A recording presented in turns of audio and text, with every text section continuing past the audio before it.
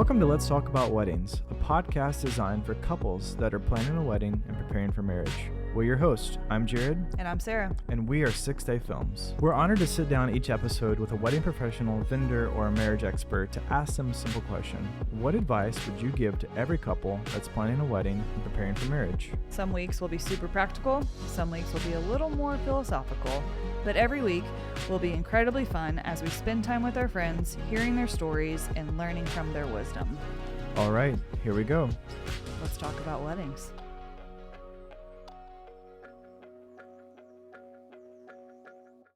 Hey friends, welcome back to another episode of Let's Talk About Weddings. Today we get to sit down with Jared. No, not me. I'm not speaking in third person. Jared Smith. Jared, thanks for coming on. Of course. Thanks for having me. Didn't really have a choice, I guess. And now that I think about it. I'm forced against my will. Yeah.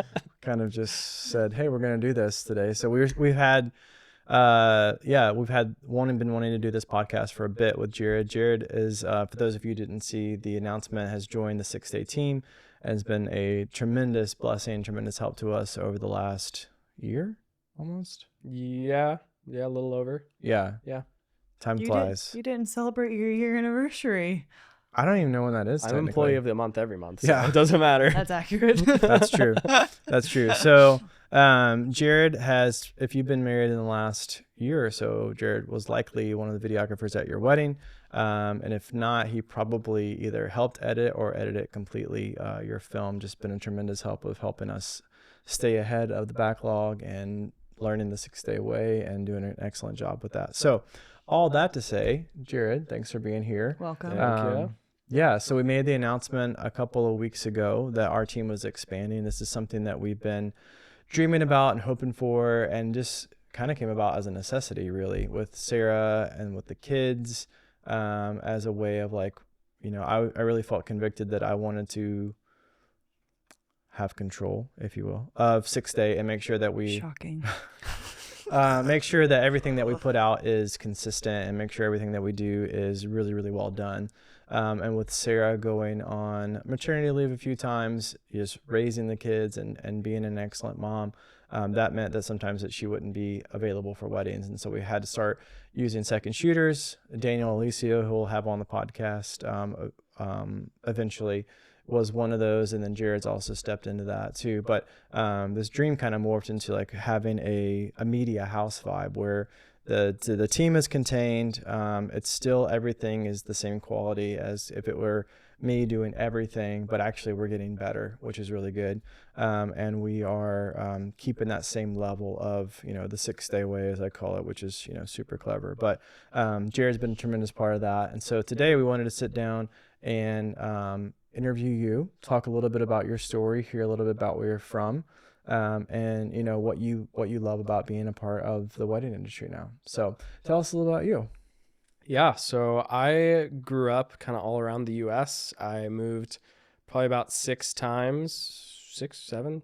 I've lived not a military brat, but not military brat. Yeah, more of just a regular brat, government worker brat. I don't know how you'd say that, but yeah. So I was born in Pennsylvania, lived in Florida for a while. Then I moved to Oregon, and that's kind of where I grew up. I lived there for 18 years, so that's the primary place where I grew up. And so I, homeschooled. That's a fun part of my life. People actually are very surprised when I tell them I'm homeschooled. I'm a little shocked by that. I was homeschooled. Well, just give it a minute. Just give it a minute. It'll settle in. You'll pick out the little points. But me and my brother, we were both homeschooled. We both joke that we were homeschooled K through college because we also did college online. And so technically we were just homeschooled our entire lives. But yeah, grew up in Oregon and was one of those kids who had no idea what I wanted to do. Sure. And so my parents pushed me to go to college. So I went to college, even though I did it online. I did it online so I could keep working. And so I worked a full-time job while I was a full-time student. And so that way I could pay down my student loans while I was in school. But I finished college and still had no idea what I wanted to do. And so one time I was in what year would that be? Junior year of college. One of my best friends, he got married. And at his wedding, they had a camera set up. You could take photos of your friends, do that, whatever, put it in a guest book. And that's probably the first time I was like, okay, let's pick up a camera and actually take some photos of friends. Oh, so it was that late in that life. year, 2021. Okay. Yeah. So my parents when I was a kid, they gave my brother like one of those power shot like cameras just to take fun photos. And so he really enjoyed it. I tried it, just didn't enjoy it, didn't like photos. I was more into, so my art hobby growing up as a kid was Legos. Okay. And so I made custom Legos, entered competitions, won a few Wow. US nationals.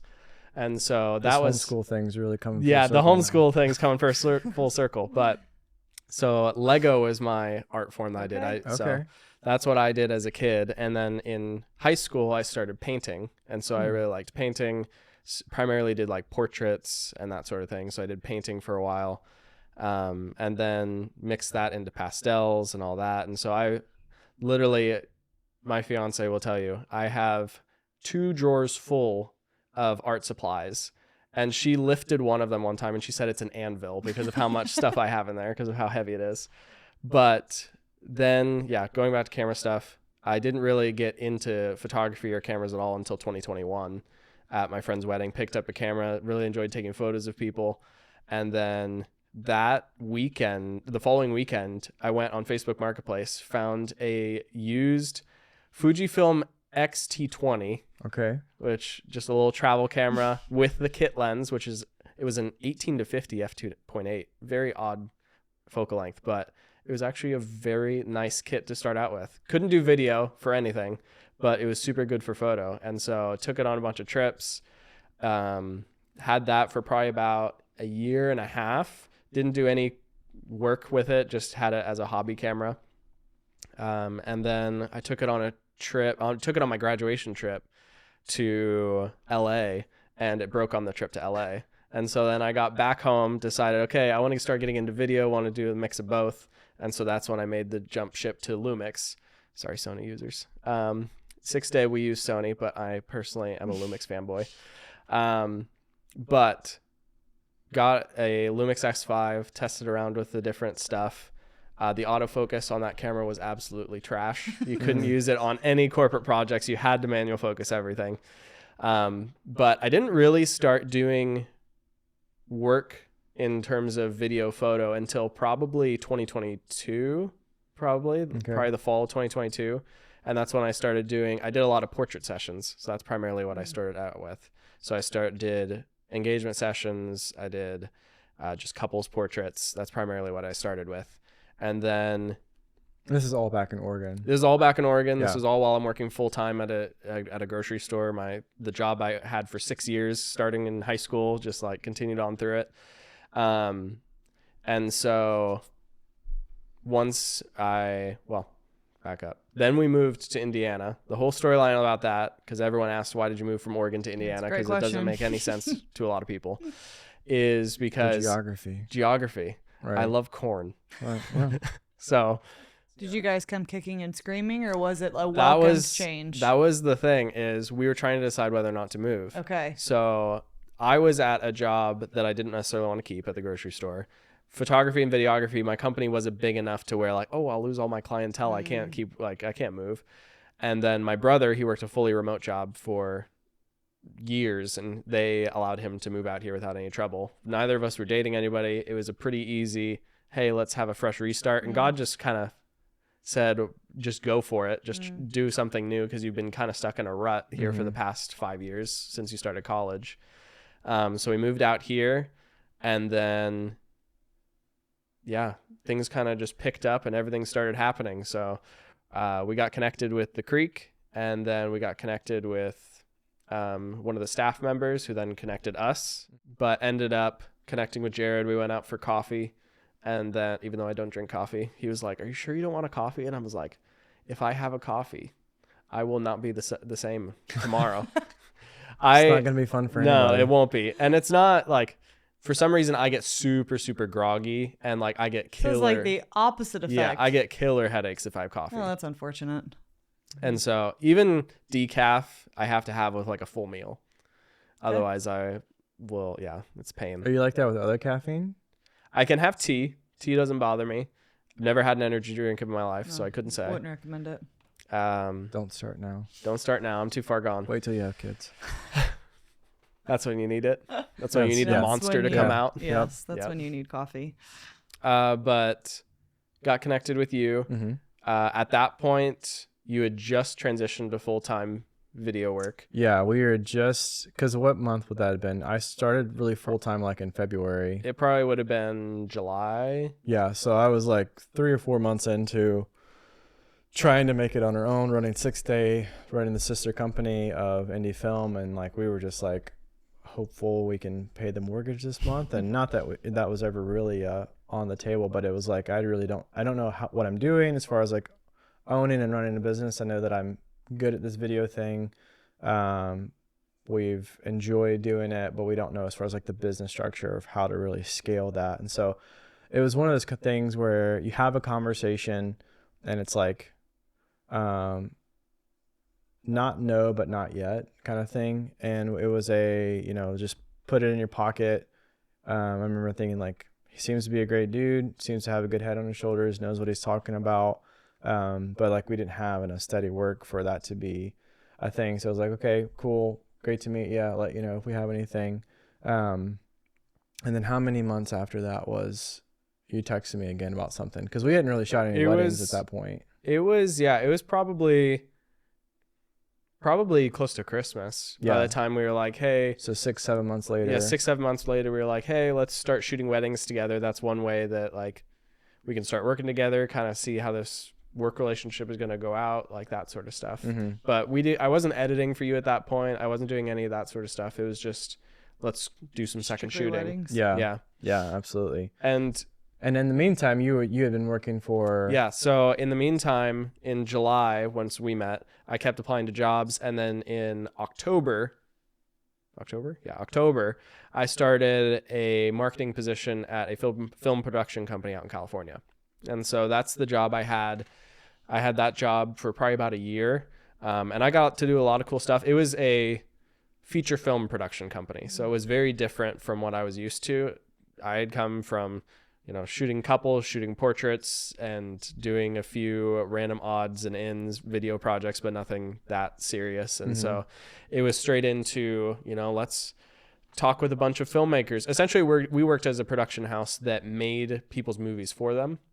And so if somebody had an idea for a movie, they would pitch it to us. If they could secure funding, then we would make the movie for them. And we would just be a contracted worker to make the movie for them. Right. Essentially, that's how we operated. But I was primarily on the marketing side, and so I would draft, like, honestly, everything and anything. I would more consider it a digital designer position. So I created the websites, I handled social media content, I created the posters for the movie, I created, like, all that sort of digital assets. And then for the movies, I was kind of like a PA. I kind of did anything and everything that needed to be done, but my primary purpose for being on set was to film a behind-the-scenes documentary for the movies. Wow. And so we did that. I helped on set with set design for when they needed it. I read lines with the actors, that sort of stuff, all that fun jazz. But then I was only on set. They shot for a month for each film, and I was only on set for a week for each film. Okay. Just because I couldn't spare the time, and I had actually just dating my fiance the month before the business trip, and I was like, I'm not just about to leave for 2 months and then not now. And so I sent a text to you, and then I was like, hey, just letting you know, like, if you have any other extra work that you want done, or if you have any extra editing that you just can't handle, whatever, blah, blah, blah, send it my way. And then you ended up texting back, and you're like, well, this is very odd timing, because I've been praying about it for 3 months, and God's been prompting my heart to start looking for help, because we have kids, we have all this, we have just too much going on. And so we went out for lunch. Yeah, and so we kind of... What a cute little story. That's for right. you. Yeah, I know, right? Reunited after a year apart. Yeah. So it's just one of those things. I think when it comes to business stuff, I am very slow moving. But once I make my mind up, I'm very quick. You are this is a perfect example. Jared will research and research and research and research something before he buys it. Oh, so a lot. Like due diligence on everything. And he was like, and he'll like present it like almost like a PowerPoint. He's like, this is why I feel like we need to buy this. And it's like, yeah, when I was Great. I did the exact same thing. When I was a kid, me and my brother would literally create PowerPoint pitches to our parents on why we should get a PS4. I'm surprised that was not you. Like, I just feel like, and I don't, maybe you weren't like that as a teenager, but I do feel like as an adult, like even like a camera, he will research everything. Like a drone, he will like, I just feel like there's a car, like he'll be like, well, it has this feature and this, and I'm like, I don't care. Just buy the dang. You're playing for keeps now. Money's Buy money. the dang thing. Once it's gone, it's gone. I've been looking at getting a new lens, and I've probably spent 20 hours researching it, and probably have watched every single video on YouTube that exists of it. Yeah. But with that and the conversation we had about you, it was like, okay, not a pro con list, but it was like, how will this benefit like you? Because I feel like he was at the point where it was like, we've got to do something. Like you're working all the time. You'll play with the kids, hang out, we'll eat dinner. And then as soon as the kids go to bed, he's back at it till midnight or 1 and then back up at 5. It wasn't substantial. Like you couldn't sustain it like at all. Yeah. So, and I know that's a part of just the grind of running a small business and trying to get, and one of the things for us is like, at some point, and we've had this conversation before on the podcast, like I won't be able to do weddings. Like that's just, at that time is coming. I think that's probably 15, 20 years down the road, but it is coming at some point. And so when that comes, at some point I'm going to be 60 and we have to have something else figured out by that point. And so getting the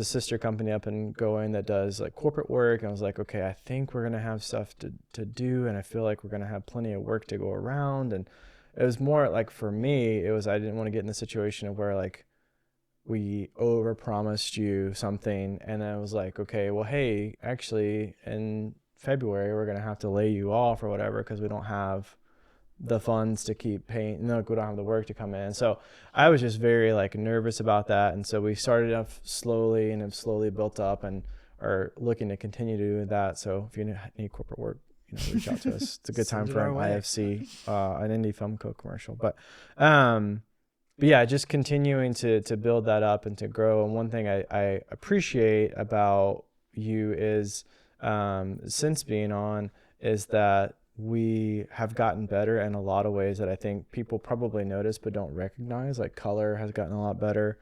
And then there's pros and cons with like, when it comes to, having done wedding films a certain way for so long, you can kind of get stuck in your rut, even though you're not trying to be. You're trying to innovate. And so I think having a different set of eyes, different person kind of working through the footage and kind of seeing the story kind of develop, and then still having a very strong hand and like, hey, we need to move all of this around, which we do quite a bit on films. So just having another person be able to help create content, help serve couples well, help, establish and get, indie film up and running in a more professional, and, we can turn things around quicker, because I was just drowning in editing. It was like we would take on a project and then it would be weeks and weeks before I could even touch it, because we had all these other stuff lined up. So being able to go shoot, for me to be able to do all the prep work, all the, a lot of the shooting work, and you've done some, we'll talk about that story later of traveling to Philadelphia. Oh yes, that was a long day for you.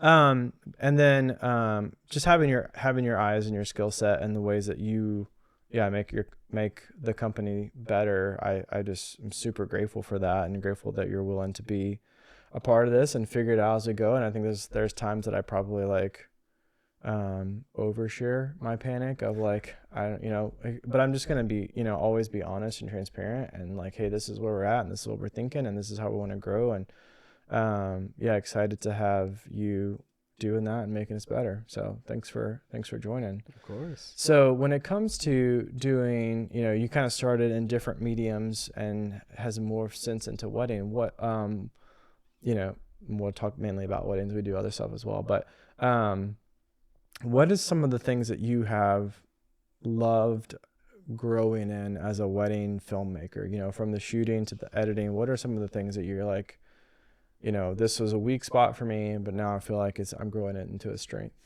Yeah, I was gonna say I kind of touched on brief points of using a camera, but most people, based on all that I've shared, probably think I know nothing about cameras because I literally was like, I used to paint and play with Legos, and now I'm a wedding editor and videographer. Yeah. But essentially, so when I got my camera, I was obsessed with my camera, and so I used it for everything. I would go out. Lived really close to hiking trails, so I'd go out literally every week, take photos. I probably took, in the span of a year, like 30,000 photos. Like, it was just nonstop. When I am determined to learn something, I like just push at it until I learn it. Yeah. I took as many photos as I could. And then once I switched over to Lumix, I started doing video, and I did the exact same thing with video. I would go out once a week. I would go to the parks, I would go whatever, and I would come home and make cinematic videos. By cinematic, I mean Shot in slow motion. 60 FPS ducks floating through a river. Just Yeah. like things like that where I would edit it together with music. There was one time where I went out when it was really foggy in the winter, and I created like a horror video where it's like creepy trees, and I had like, that was when I started paying for like music subscription services and was building up my website and all that. So I had like assets to work with, but it's pretty cringe stuff, but it's pretty funny. Yeah. Like the end shot is of a caution sign, but the caution, it's like on this building. It's just this random warehouse out in the middle of the woods, but it's like caution, chlorine. And it's like, I don't know. It's not really that dangerous. No, I don't know if chlorine really is Maybe what a you should long be. time exposure. I don't know. It's But a horror film about chlorine. Yeah. Watch out. But I just did all those sorts of things. When I went on trips, I would take my camera and make highlight videos of the trips. Like, even though I worked a full-time job and wasn't doing video for a living, I was still editing. I was probably shooting 3 days a week and editing for like 10 hours a week, just to practice. And just because I wasn't sure what it was going to lead to, but I knew that I enjoyed it. Yeah. And so, when were you like, I want to make this like my job?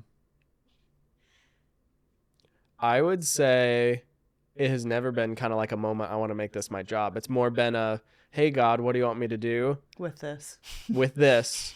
And then God's like, videos. Yeah. And he just hands it to me. Yeah. It's not like, I'm going to pursue this until I make it work. Yeah. Because I've, like, just for financial reasons, I've had to work like other jobs. Like back when I was in college and back before that, I worked in a grocery store.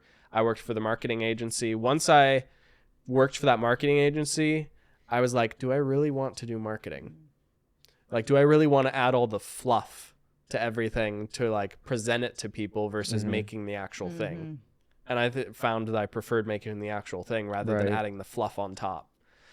And so that's where I was kind of like, okay, let's pursue this while also keeping like our options open. So like I was like applying to other jobs and that sort of thing. But once I got working with 6 Day, I was like, okay, if I can do this, then I'm going to do this. Like, I've learned enough skills along the way. And like in that year in between, you and I shot probably 7 or so weddings together, probably.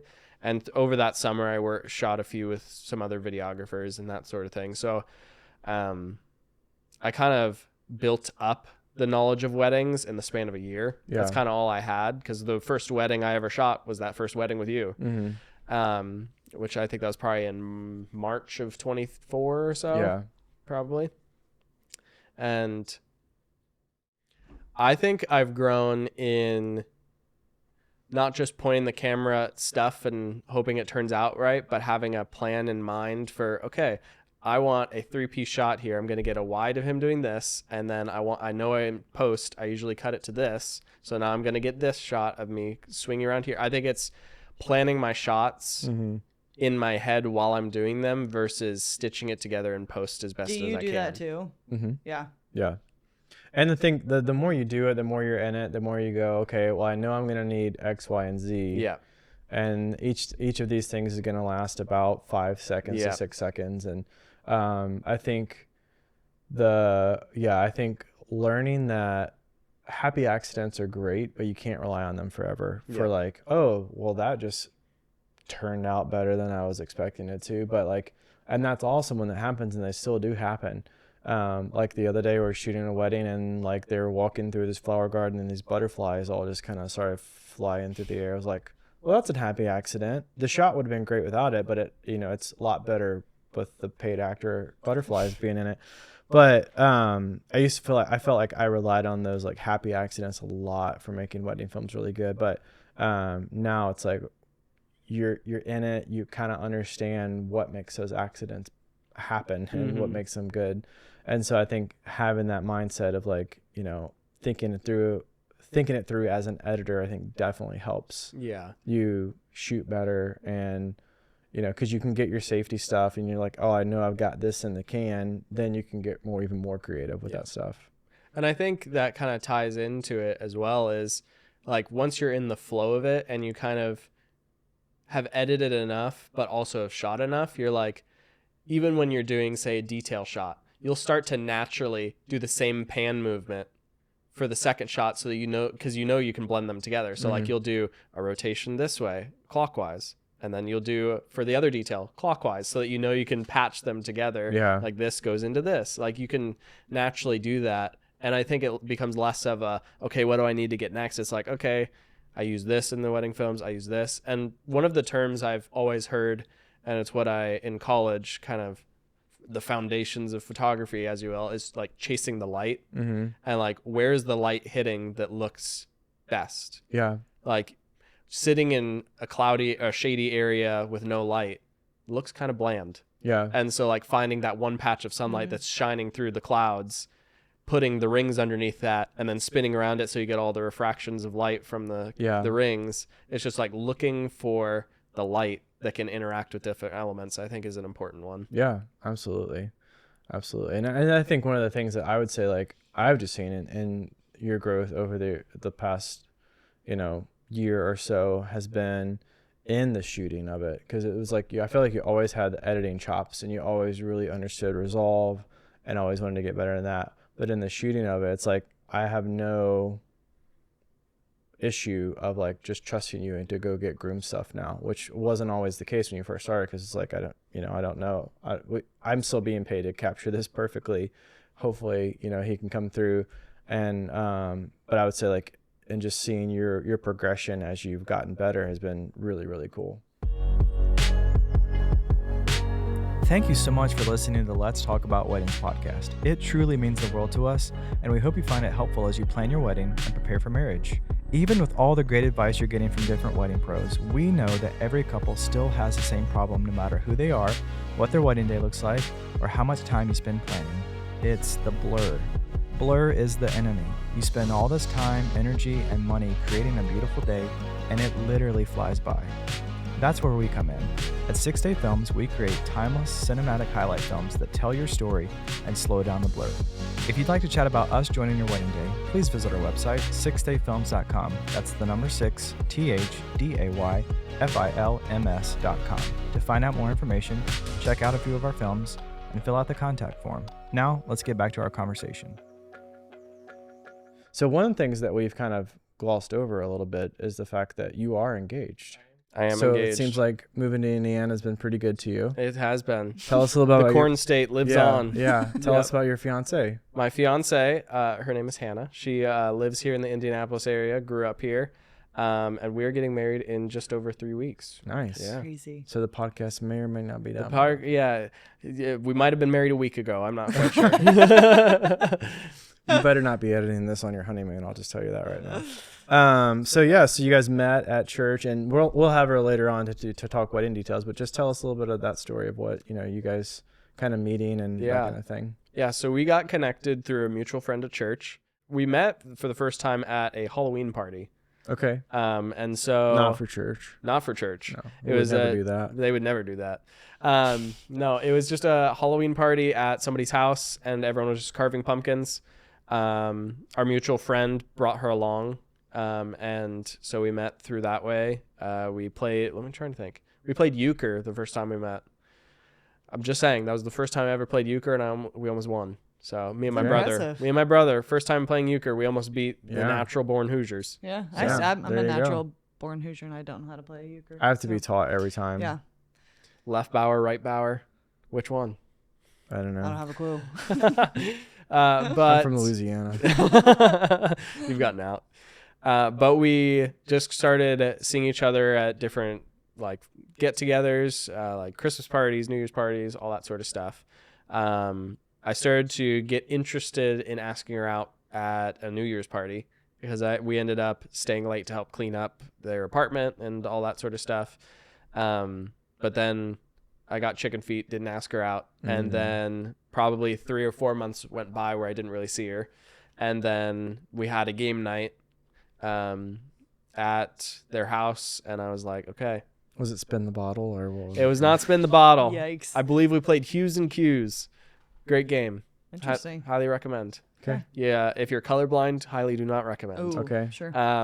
But which funny story about that. Me and my brother, we have not a habit, but a fun thing of going to Comic Cons together because we're a bunch of nerds, and why not?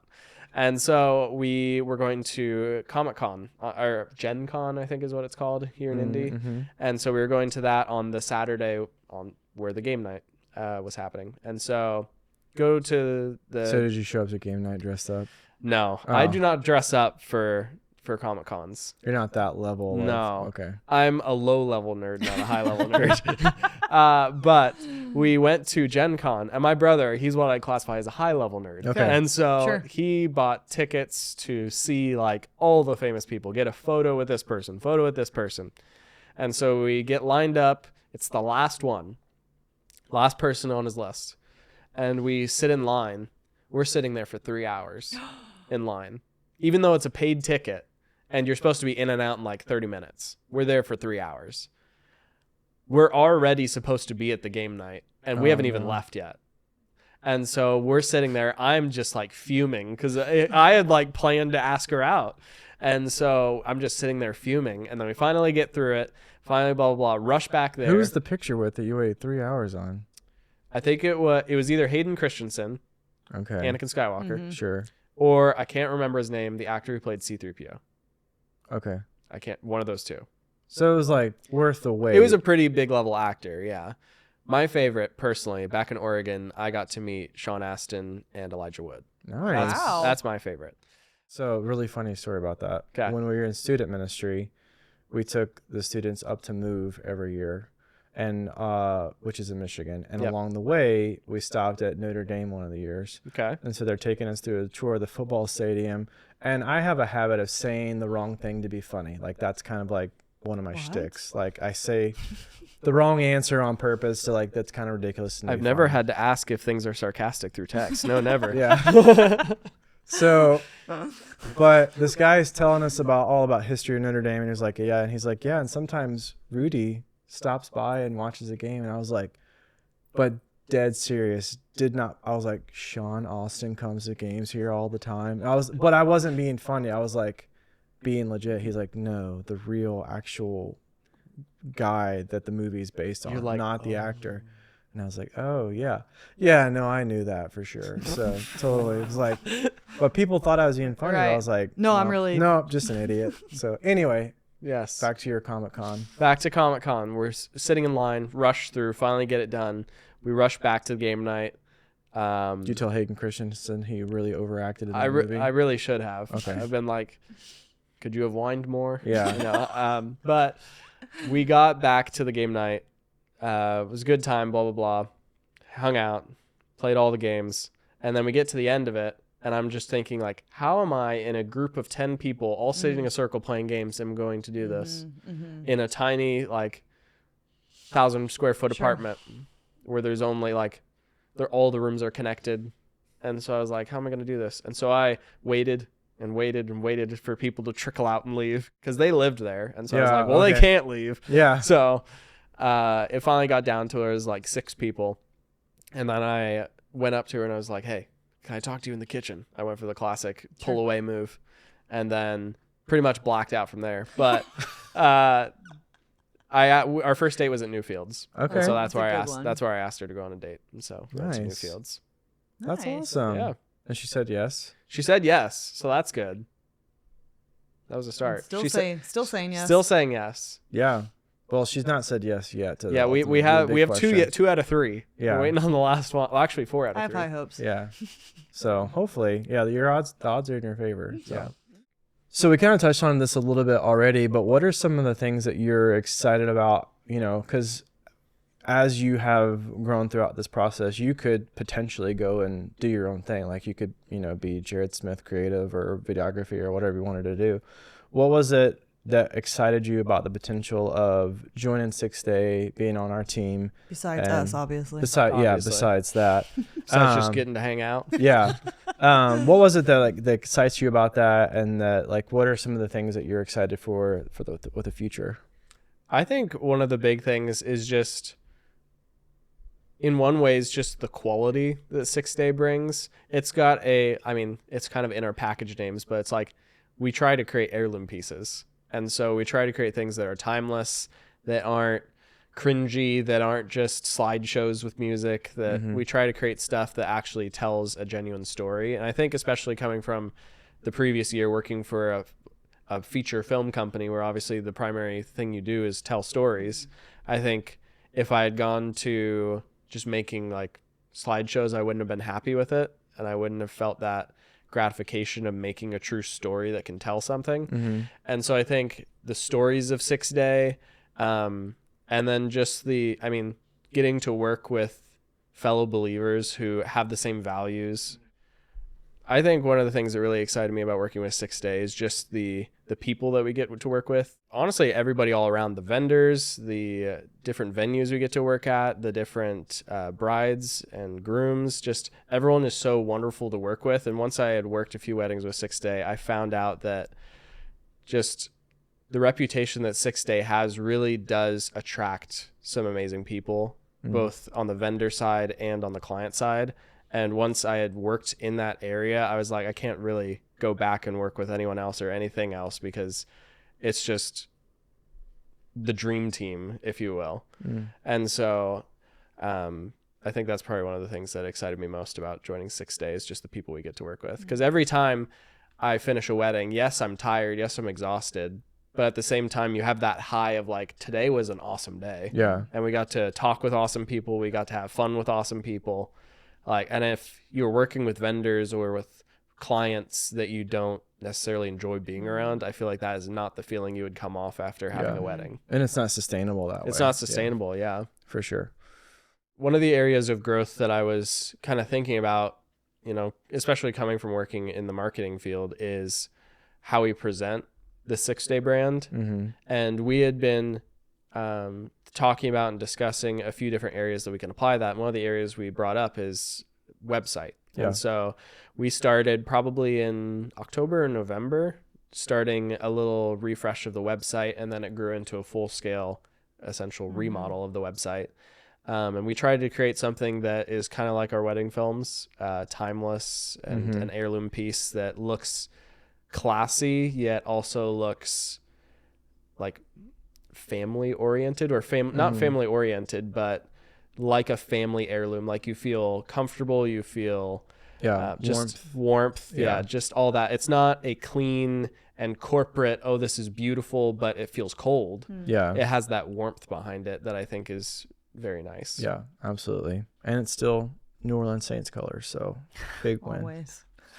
Always and forever. Big win. But no, we're from, you know, just the website rebrand to, you know, even thinking through how we present, how we speak about the company. Because when we started, like, I really didn't know what I was doing as far as marketing goes. And so having you be on the team for that stuff as well, of like, hey, I did that, tried that didn't work, you know. I think there have been lots of like early morning. I'm an early riser, and I typically wait text until you at 5:30 in the morning. I typically wait until 7. Usually it's 7. Yeah. Usually it's 7. Yeah. Yeah. So which is okay. I'm up at 7. Unless there's something that's like really burning on my mind. But I'm just like, hey, I had this random idea. I was like, yeah, let's go for it. Which, you know, I think you always are willing to try different stuff. Or, hey, we did that, we didn't get the success. I've not seen that be successful in the past. We can absolutely do it. Just having that someone to bounce those ideas off of. Because while I love working with Sarah, I feel like some of the times you can be like really pro, like you just believe in me like a lot. That sounds like such like, why are you complaining about that? I'll show Hannah some of my videos and she's like, that's amazing. And I'm like, is there anything you changed? Do you like this transition? She's like, sounds great. And I'm like, I need someone who's in this field to help me out. So, you know, and I think, you know, having someone that will in kindness kind of help direct and course correct and like don't go one way or the other, which kind of I think is a benefit to you because it keeps you from having to be in the seat of like, I say I was that, hey, watch this first draft and tell me what. Yeah, so many. And there were times that I'd be like, I don't like that, or yeah, I think this looks great. And then he'd be the same way as well, what would you change? I'm like, I literally wouldn't change anything that you just did. And I mean that wholeheartedly. I would tell you if something looks. And it's hard too because like it just puts your spouse in a weird seat when it they're does. Like trying to give you feedback that's like, you know, it's like, that's not fun for anybody. So being able to pull Sarah out of that seat a little bit and, you know, not have that, you know, mess with our marriage or relationship or hard feelings, I think has been super cool. And then she gets to just see the really cool stuff that gets made without the first draft jitters, if you will.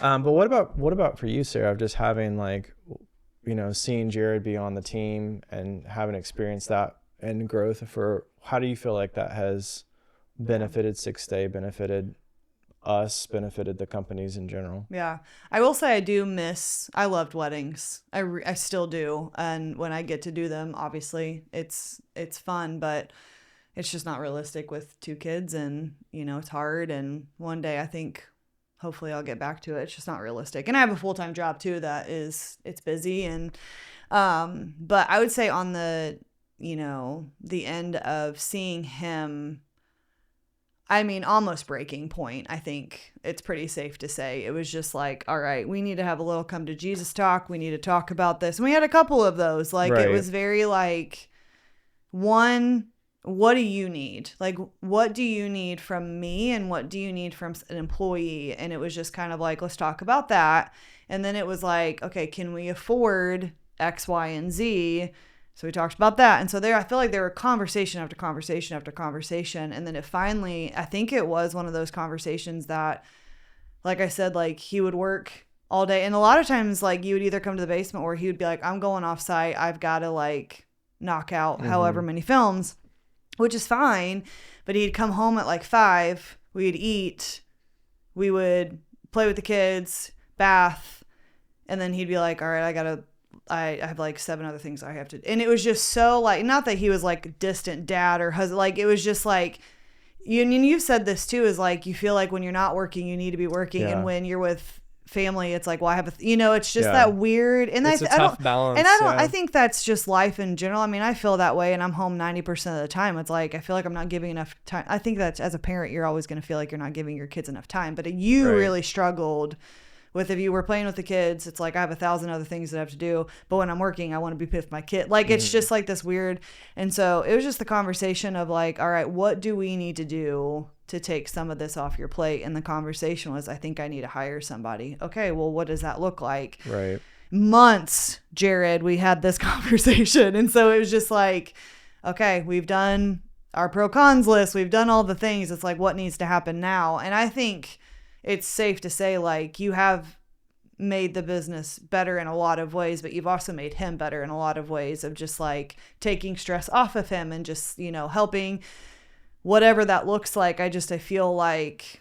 Well, I mean, I even think about the sense of like, there have been opportunities to where like we joked earlier about, there was a job that we did with a contractor for Amazon that like it would not have happened were you not on the team, because I was in physically Colorado impossible. Doing this. Sarah's has the kids, not that I put you in the position to go and do that on your own anyway, but like it was like, I have no way to get this done. Thankfully you're available, you're on the team, you have access to the gear, we can get you there, get it done.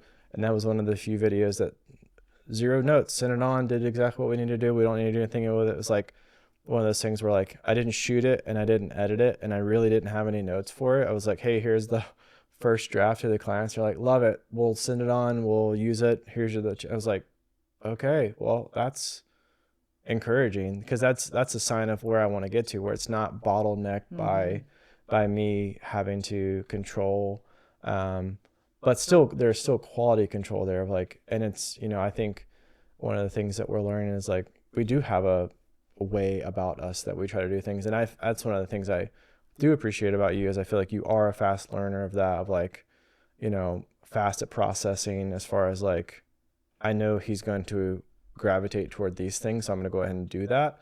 And you know, there's some back and forth and there's some learning and growth in that, but yeah, definitely grateful to be growing the team. And yes, there's moments where it's like, okay, God, Lord, we need you to provide. And you know, that is a super big benefit of having someone that is of faith on the team as well. It's like, hey, pray about this. We have, you know, potentially 3 contracts going out. It'd be great to land one of them if we can.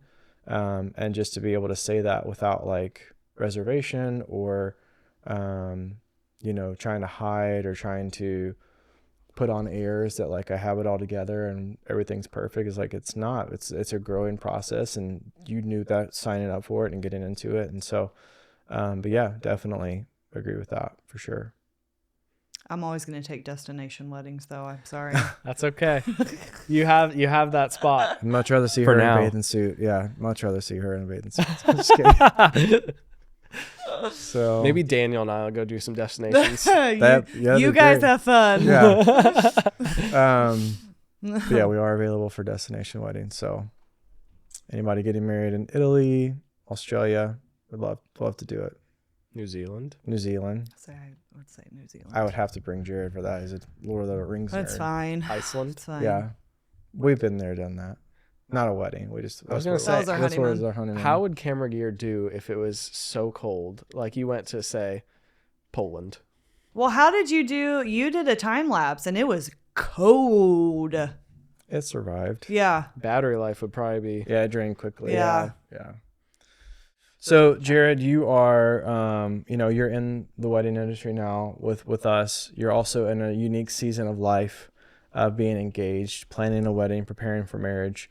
We know you don't have a ton of marriage advice necessarily, but as far as for couples that are in that same seat as you of being engaged, what is a piece of advice? And we're going to have Hannah on after you guys are married and have, you know, a few months of marriage under your belt, and we can do any counseling we need to do it then. But what's some advice that you would give, you know, couples that are in that seat of planning their wedding? Because you're in the thick of it right now. We are. Yeah, we are right at the very brink of the end. So what I would say is, I mean, first off, secure your vendors far in advance because a lot of them get fully booked real quick. Book 6, stay as early as you can. Yeah, that's right. You know, but a lot of them get, like, we were looking for hair and makeup and this was probably 4 months out from the wedding and we had waited too long, and like we were sent out 30 like contact forms and one person was free or like available, and it's just everyone was taken. So book everyone far in advance. But then also more on the like relationship spiritual side, I think premarital is super important. I think that it brings up a lot of conversations that the two of you need to have, but it's in a place where you have somebody to facilitate the conversation. So it's not just one person saying something and then silence or arguing. It's like you have someone who can help you talk through it and voice both sides of why this person's feeling this way, why this person is not, whatever it may be. And I think that goes into marriage as well. Is I don't think it's weird that a couple goes to counseling after they're married. I don't Doesn't think mean anything's wrong. it doesn't mean anything's wrong. And I think that's where a lot of people get stuck, is they think, oh, if we go to counseling, that means our marriage is on the rocks and we're going to get divorced.